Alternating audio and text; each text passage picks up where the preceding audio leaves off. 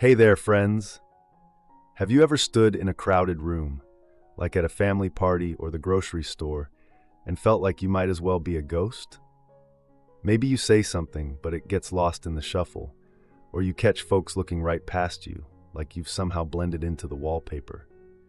If you're over 65 like me, you might have felt that pang more than once, that sinking sense of being invisible, like all the years you've lived and all the wisdom you've gathered don't seem to register anymore.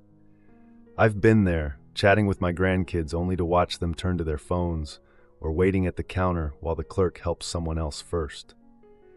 It stings, doesn't it? That's exactly what we're going to tackle today. How to stop feeling ignored and start shining again, bright and bold, just like you deserve. After 65, your emotional well-being isn't just a side note. It's the heartbeat of enjoying these years, feeling good about who you are, and knowing you've still got a place in the world. In this video, I'm going to walk you through 6 simple, everyday ways to boost your visibility and your self-worth, so you're not just seen, you're noticed. These are things you can start doing right now to reclaim your spotlight. So, settle in with me, and let's get that glow back. Let's start with something that's easier said than done, but oh so worth it. Speaking up confidently. I used to mumble my way through conversations thinking, oh, they'll figure out what I mean, or I don't want to bother anyone. But here's the truth. When you let your voice fade, so do you. I started changing that at the post office one day. Instead of whispering my question about stamps, I looked the clerk in the eye and said, clear and steady, "Can you tell me about the new rates?" He perked up, answered with a smile, and I walked out feeling like I'd just won a little victory. It's not about being loud, it's about being heard. My friend Joan, who's 68, felt the same fade until she tried this at her card group. She'd always been the quiet one, but one night she said, firm and friendly, "I think we should try a new game next time." Heads turned, they listened, and now she's the one they ask for ideas. You don't need a script.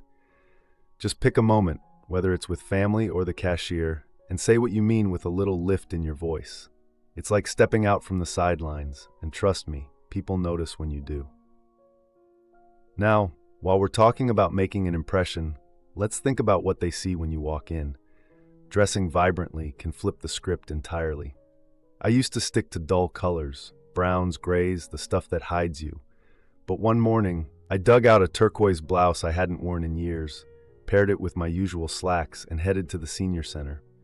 Folks I'd known forever did a double take, smiled, complimented me, started chatting.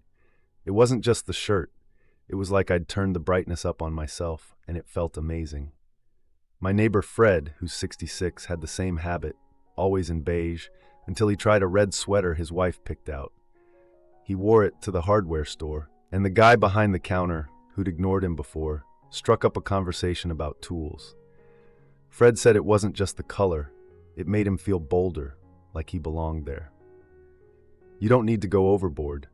Grab that scarf or jacket you've been saving for a special day and wear it tomorrow.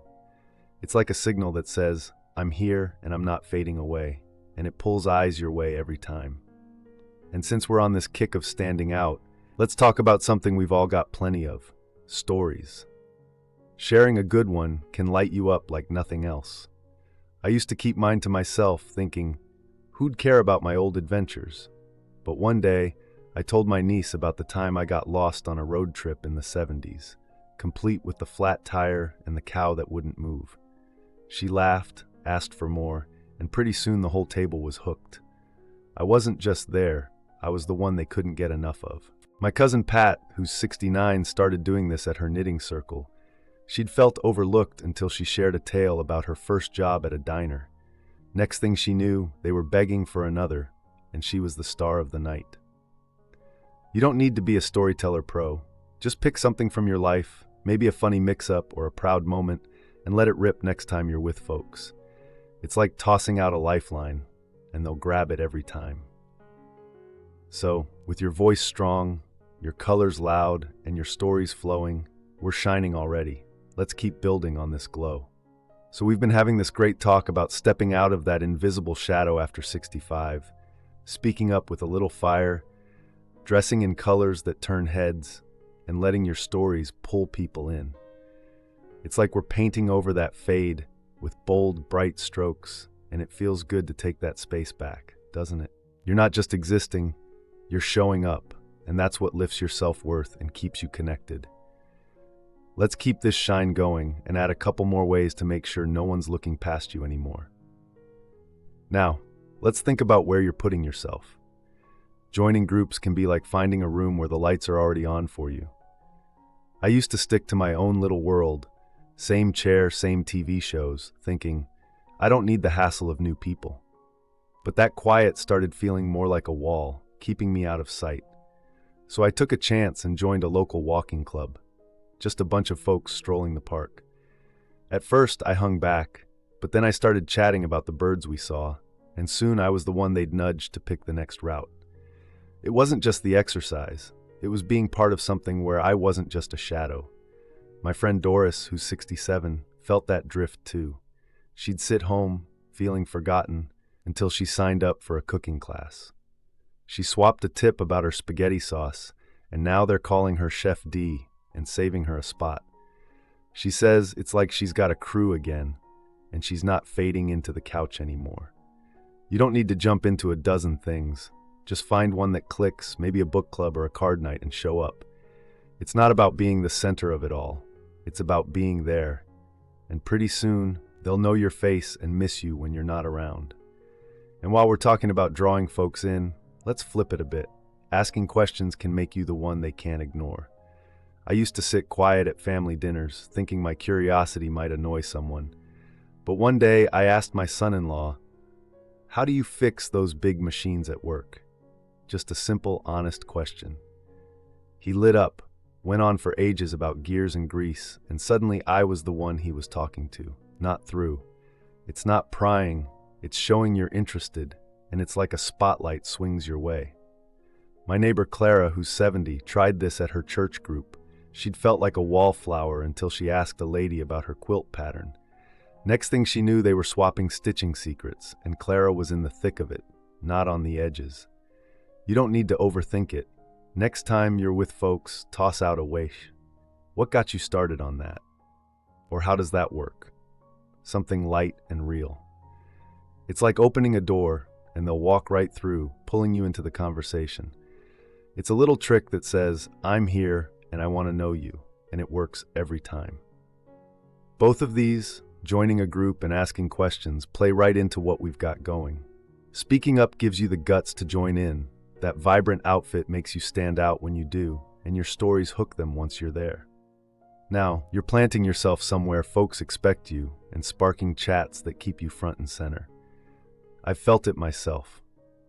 After I started showing up to that walking club in my yellow scarf, asking about their favorite trails, I wasn't just another pair of sneakers. I was the one they waved to first. My cousin Bill, who's 66, said he'd faded at his poker nights until he joined a gardening crew and asked about pruning. Now, he's the guy they ask back. It's like these steps are stacking up into something solid, isn't it? You're not waiting for someone to notice. You're making it happen, easy and natural. I think of my old pal Sue, who's 68. She used to feel overlooked at reunions, but after tossing on a loud blouse and asking her nephew about his travels, she's the one they crowd around now. That's the shift we're building. Little moves that turn into a big, bright presence. Let's keep this shine rolling and see how we can take it even further. All right, we've been having this amazing conversation about stepping out of that invisible rut after 65, speaking up with confidence, dressing in colors that pop, sharing stories that hook folks, joining groups where you're part of the action, and asking questions that pull people your way. It's like we're turning up the dial on your shine, piece by piece, and it's lighting up everything, isn't it? You're not just fading into the background anymore.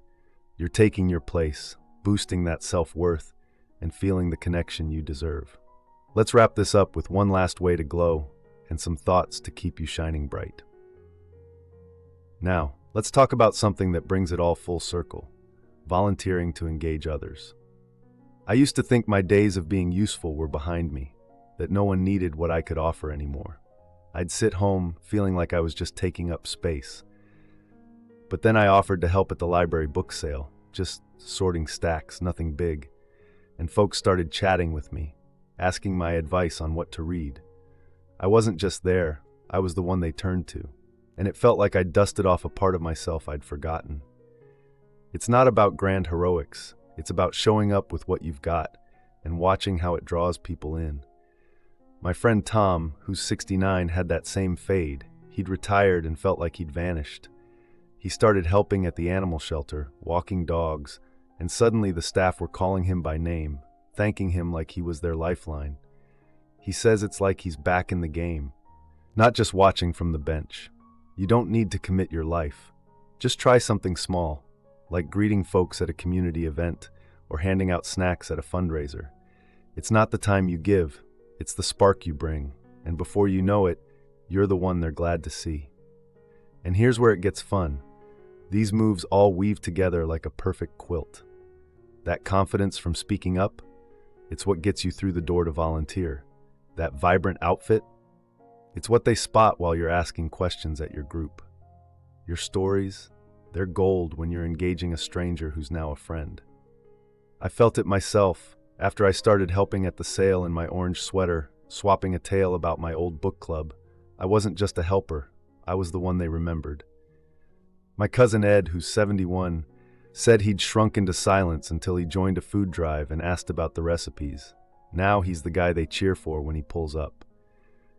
What's hitting me is how this builds on itself, so natural and easy. You don't have to push hard, just start somewhere, like tossing on a bold scarf or signing up for a shift, and it grows. I think back to my first volunteer day. Nervous, but I asked a lady about her favorite novel, and now we're swapping books like old pals. My neighbor Ruth, who's 66, felt unseen at family events, but after joining a craft circle and offering to teach a stitch, she's the one they brag about.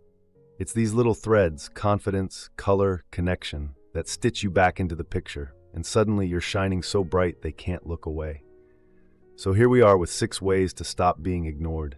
Speaking up, dressing vibrant, sharing stories, joining in, asking questions, and volunteering. They're like your personal cheer squad, lifting you up where you belong. I think of my Aunt May, who's 74. She'd faded after moving to a new town, but a loud hat, a few tales at a senior's lunch, and a stint at the thrift shop have her beaming again, the one everyone knows. That's what we're chasing, visibility that warms your heart and keeps you tied to the world. What do you think?